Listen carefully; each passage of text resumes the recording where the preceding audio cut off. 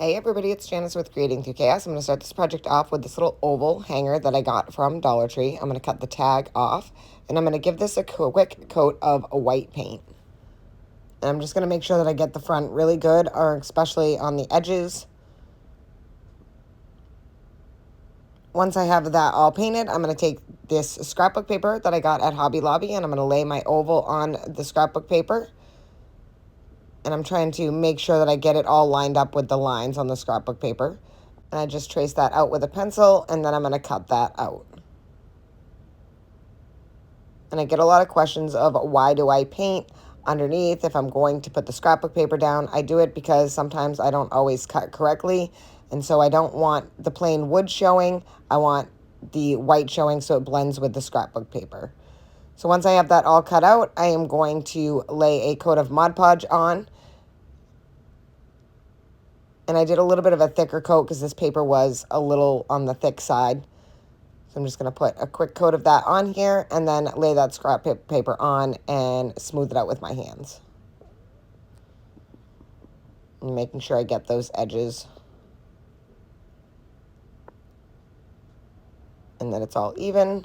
Smooth that all out, and then I'm going to let that fully dry. Once that was fully dry, I'm going to take my sander and I'm going to sand off some of the excess. I'm going to go all the way around until I get it all off. Then I'm going to take my antique wax and I'm going to wax around the edges, a little bit onto the front of the scrapbook paper, and then I'm going to wax the whole back just to finish it off.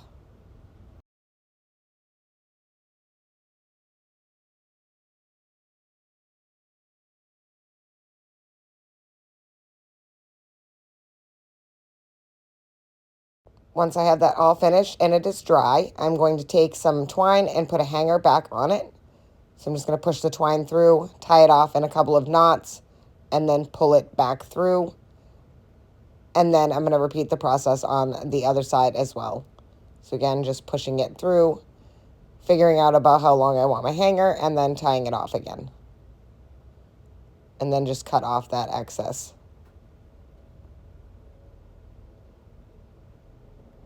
Once I have that all finished, I'm going to take this little wreath, and it's actually a napkin ring from Hobby Lobby. And I am going to glue that to the center of the sign. I had a bunch of these from clearance last year, but I also saw them again this year. And they're really cute little wreaths, but they're actually napkin rings, but I think they make great wreaths for little projects like this. So I'm just going to add some glue to the back of that and then glue it to the center.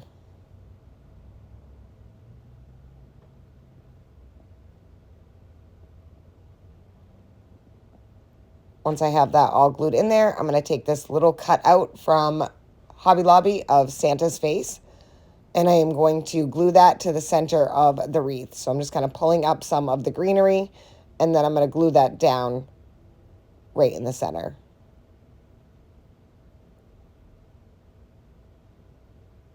Then just kind of pulling some of the greenery back over it, making sure it was all even, and that he was kind of tucked in there really well. Then I'm going to take this little Merry Christmas cutout that I had. It came in some scrapbook collection that I had. I think it was scrapbook stickers that I had. And I'm going to glue that right to the bottom of the wreath. So I'm just going to lay that down right underneath his face. And that is so cute. Then I'm going to take these little red berries and I'm just going to kind of push them into the wreath and glue them down. So just put a little bit of glue on them and then push it into the wreath all the way around. So I'm just going to cut off the little ends here, a little bit of glue, and then stick them on the wreath. And I'm going to do a couple of those all the way around.